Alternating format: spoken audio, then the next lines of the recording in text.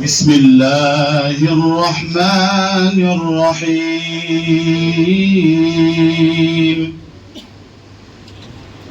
أحسبتم أنما خلقناكم عبثا وأنكم إلينا لا ترجعون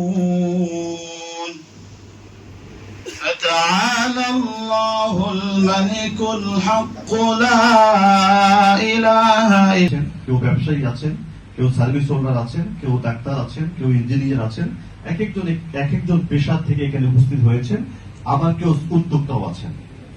তো আজকের পার্ট বা আজকের বিষয়টা হচ্ছে আমরা উদ্যোক্তা হিসেবে কি করতে পারবো।